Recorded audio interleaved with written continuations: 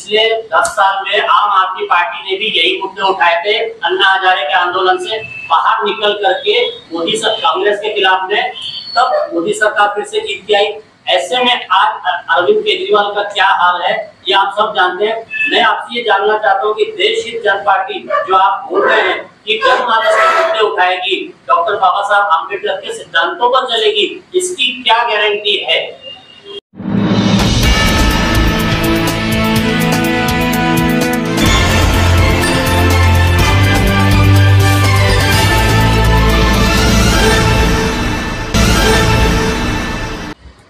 हम देश जनहित पार्टी के माध्यम से पूरे भारत में तकरीबन 6 राज्यों में लोकसभा चुनाव लड़ने जा रहे हैं।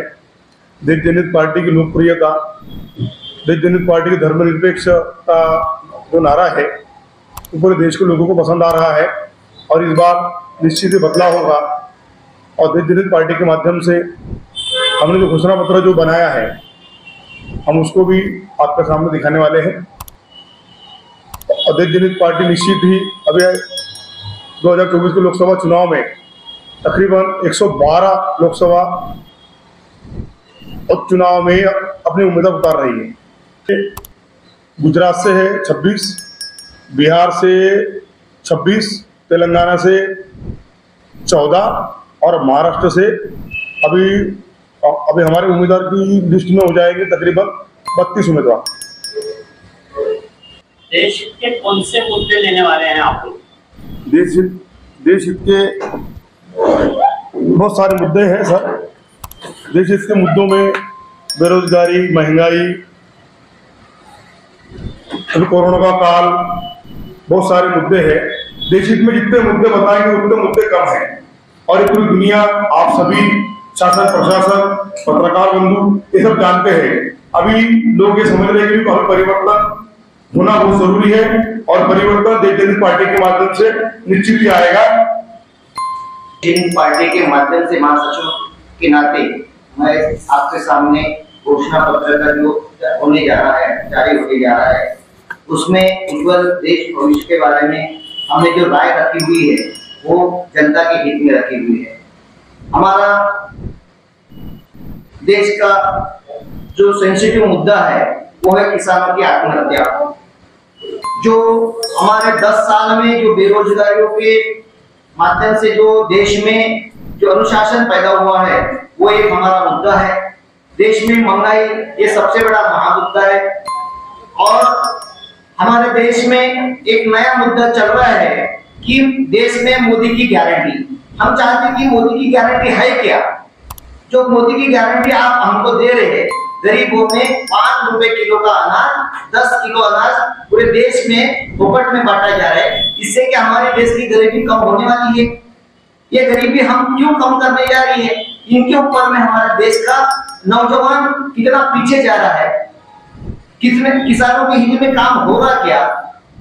हमारे जो देश की प्रगति हो रही है ये सिर्फ अनाज 5 रुपए किलो का अनाज देने से हो रही है क्या? नौजवानों को रोजगार मिल रहा क्या? ये सभी मुद्दों को हम राष्ट्रीय लेवल के मुद्दे बनाकर हमें देश जनहित पार्टी आगे जा रही है। मैं मोहम्मद फराज, देश जनहित पार्टी इंचार्ज बिहार प्रदेश। मैं आपसे ये बात करना चाहता हूँ कि अभी जो वक्त चल रहा है, मोदी जी हमेशा हर साल में एक गारंटी लेकर के आते हैं, बहुत अच्छी गारंटी ले जाते हैं, लोगों को समझ में भी आता है, लेकिन क्या एक गारंटी उनकी पूरी होती है? मोदी जी ने सबसे पहले 2014 में उन्होंने एक बेहतरीन मुद्दा लेकर के आया था कि 15-15 लाख तो बस यूं ही सारे के अकाउंट में गिर जाए। क्या 15-15 लाख आगे के अकाउंट में आते? दूसरी दफा जब उन्होंने चुनाव लड़ा, हमारी स्मृति ईरानी बेचारी इतनी महान कि गैस सिलेंडर का जनाजा निकालती है। जब 400 रुपए था तब, जब 1200 रुपए हो गया तो क्या उसका जनाजा नहीं निकलना चाहिए? पेट्रोल के दाम जब 65 रुपये थे, जब हाहाकार होता था, पहले का दौर था कि 50 पैसे 60 पैसे भी अगर दाम बढ़ जाता था तो आंदोलन होता था। क्या इस दफा डेली के हिसाब से 10 पैसे 20 पैसे 50 पैसे बढ़ते जा रहे हैं? क्या इस दफा कोई आंदोलन हो रहा है क्या? क्या हमारे जनता को मूर्ख नहीं समझा जा रहा? मैं अपने पूरे देशवासियों की जनता से अपील करना चाहता हूँ, इस दफा अपना मत देने से पहले इन सारी बात को समझें। जैसे मुझे बिहार का प्रभार दिया गया है, बिहार में आज नीतीश कुमार जी हैं, माशाअल्लाह 3 दफा में 9वीं दफा मुख्यमंत्री का शपथ ले चुके हैं। इस बात को आप भली भांति जानते हैं कि वो सिर्फ पलटने का काम करते हैं, उनको पलटू चाचा के नाम से मशहूर हो चुके हैं। तो आप बताइए कि जब वो उतना पलटते रहेंगे तो बिहार की उन्नति होगी क्या? बिहार की सड़क है, बिहार का किसान है, किसान जो दिन रात मेहनत करता है, अगर किसान अगर मेहनत करना छोड़ दे तो हम आप खा सकेंगे क्या?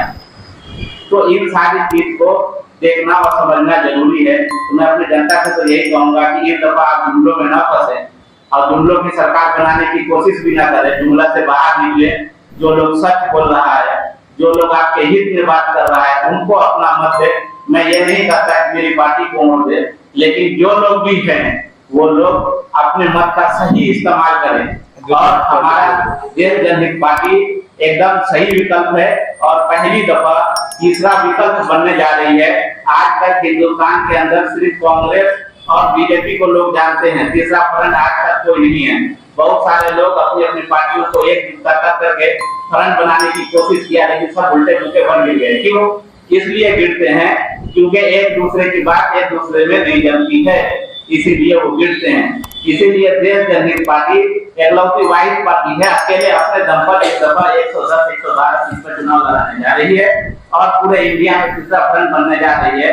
ये आम जनता के लिए बहुत खुशी की बात है। मैं तो कहूंगा कि ये देश जनहित पार्टी धर्मनिरपेक्ष पार्टी है और इसके मुद्दों को देखें और सुने। और हमारे अरविंद विश्राम जी जो भी आज आप लोगों को लेटर दिए हैं प्रेस के वार्ता से, ये जन जन तक पहुंचाइए। मैं इतना ही कहूंगा। मैं आभार व्यक्त करता हूँ, मुझे बात करने के लिए मौका दिया गया। धन्यवाद। जय भीम, अस्सलाम वालेकुम। मैं देश जनहित पार्टी से दीपिका आनंद टेमुर में वर्धा लोकसभा 2024 की उम्मीदवार।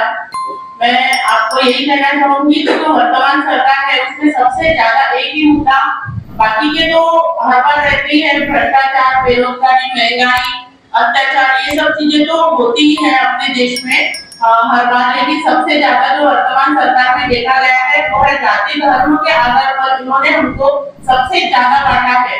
हमारे देश में जो है जाति और धर्म के आधार पर दंगे कराए जा रहे हैं। आजकल धर्म के आधार पर लोगों को बांटा जा रहा है। ये लोग एक पर्टिकुलर एक ही कास्ट को ज्यादा इम्पोर्टेंस देकर बाकी लोगों को दूर करते हैं। और जो है हमारे देश में देखा जाए तो जब अपना देश जो है गुलाम था तो सबने मिलकर, सभी जाति धर्म के लोगों ने मिलकर अपने देश को अंग्रेजों से आजाद कराया है। तब वो जो अंग्रेज थे वो बाहर गए थे, लेकिन आज हमारे ही देश के जो लोग हैं हमको जातियों के धर्म के आधार पर बांटकर हमको एक दूसरे से अलग कर रहे हैं। आज हर धर्म के लोग अपना अपना धर्म मानकर दूसरों को अपना दुश्मन समझते हैं और कहीं ना कहीं इस आधार पर अत्याचार किया जाता है, अन्याय किया जाता है और लोगों का खून किया जाता है। तो हमारी जो देश जनहित पार्टी है ये धर्मनिरपेक्ष पार्टी है, इसमें सभी जाति धर्मों के लोगों को समान अधिकार दिया जाएगा। तो मैं आप सभी से यही विनती करती हूँ, देखिए शिक्षा का स्तर जो है वो बढ़ा, शिक्षा जो है सरकारी स्कूलों को छोड़कर अभी प्राइवेट स्कूलों का ज्यादा महत्व दिया जा रहा है और सरकारी स्कूलों जो है पूरी तरीके से बंद हो गई है और जो प्राइवेट स्कूल है वो एक तरह से इनका बिजनेस बना हुआ है। तो देश जनहित पार्टी सबसे पहले तो शिक्षा के ऊपर जो है वो ध्यान देगी। प्राइवेट स्कूलें बंद कर जितनी भी सरकारी स्कूल है अपने देश में वो स्कूलें चालू करके वो सभी सुविधाएं जो है वो देगी जो प्राइवेट स्कूलों में है। और जाति धर्म जो है हमारी देश जनहित पार्टी में हर जाति और धर्म के लोगों को जो है वो एक साथ देखा जाएगा। मैं आप सभी से जो है इस पत्रकार परिषद के माध्यम से बताना चाहूंगी कि हमारे नागपुर लोकसभा के उम्मीदवार है केविन सूर्यवंशी। आप इन्हें भारी बहुमत से विजयी करें। धन्यवाद। इस वर्ष भारत राष्ट्र को धर्मनिरपेक्ष राष्ट्र बनाने के लिए एक पहल है। हमारे सभी उम्मीदवार भारत की जनता के बीच जाकर भारत की जो मूल समस्याएं हैं उस समस्याओं पे काम करने के लिए, क्योंकि जब बाबा साहब ने इस देश का निर्माण संविधान के द्वारा किया तो कई प्रकार के जाति, कई प्रकार के मतभेद को ध्यान में रखते हुए अखंड भारत की कल्पना करते हुए उन्होंने भारत के संविधान का निर्माण किया। भारत के 70 साल में कई प्रकार की पार्टियों ने भारत का विकास करने का काम किया और भारत कितना विकसित हुआ ये हम सबके सामने है। आज जो सरकार इस देश को चलाने की जिम्मेदारी पिछले 10 साल से ले रही है, बाबा साहब का ये मानना था कि कोई भी पार्टी ज्यादा से ज्यादा 5 या 10 साल रहना चाहिए। अगर वो उससे ज्यादा रहती है तो देश के हित में वो काम नहीं कर सकती। और इसी को ध्यान में रखते हुए देश जनहित पार्टी जो सभी प्रकार के लोगों को एक मौका दे रही है। जितने भी पार्टियों ने आज तक इस देश में राज किया है उन सब पार्टियों में परिवारवाद है और परिवारवाद को खत्म करने का बीड़ा देश जनहित पार्टी ने लिया है। देश का विकास अच्छे प्रकार की शिक्षा से होता है।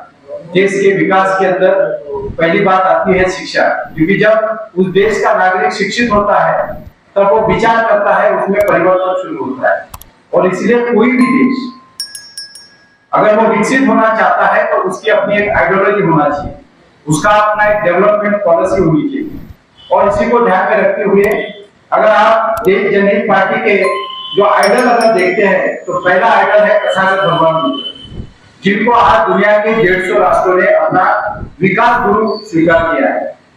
दूसरा आइडल है सम्राट अशोक, जिन्होंने इस भारत के साथ साथ दुनिया के कई राज्यों में अपनी सत्ता रखी थी, बिजनेस चलाए थे और इसी के साथ साथ भगवान बुद्ध की उन विचारधाराओं को दुनिया के अंदर प्रचार प्रसार किया था। और आज पूरी दुनिया जिस बाबा साहब को मानती है, पूरे देश का विकास करने की जो आइडियोलॉजी है, जो प्रिंसिपल्स है, वो है इकोनॉमिक्स। बिना इकोनॉमिक नॉलेज के कोई भी देश विकसित नहीं हो सकता। और आज हमारे देश का जो नेता है वो इकोनॉमिक के बारे में कितना जानता है, क्योंकि जिस आदमी को इकोनॉमिक्स से नहीं मालूम वो देश नहीं चला सकता, वो देश का विकास नहीं कर सकता। इस संसार का नियम है, चाहे कितना भी अच्छा ऋतु हो, चाहे कितना भी भयानक धूप काला हो, उसे भी बदलना पड़ता है। इसके जो लोग सत्ता में आ चुके हैं वो ये ना समझे कि हमारे सत्ता में कोई परिवर्तन नहीं हो सकता। देश जनहित पार्टी वो मौसम है जो खुद को बदलने की क्षमता रखती है और परिवर्तन ही भगवान बुद्ध, सम्राट अशोक और बाबा साहब के नियम है और उन नियमों के आधार पर इस पार्टी का विकास और इसका कार्य होता रहेगा।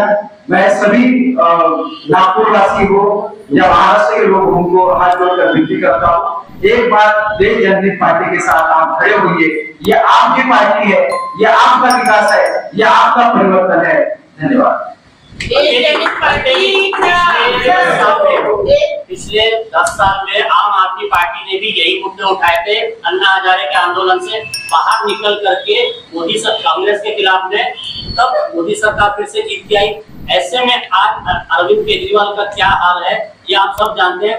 मैं आपसे ये जानना चाहता हूँ कि देश हित जन पार्टी जो आप बोल रहे हैं कि जनमानस के मुद्दे उठाएगी, डॉक्टर बाबा साहब अम्बेडकर के सिद्धांतों पर चलेगी, इसकी क्या गारंटी है? कोई भी पार्टियां जब विचारों से बनती है और ये तय करती है कि हमारे पार्टी का जो मूल मुद्दा है वो विचार है, सिद्धांत है।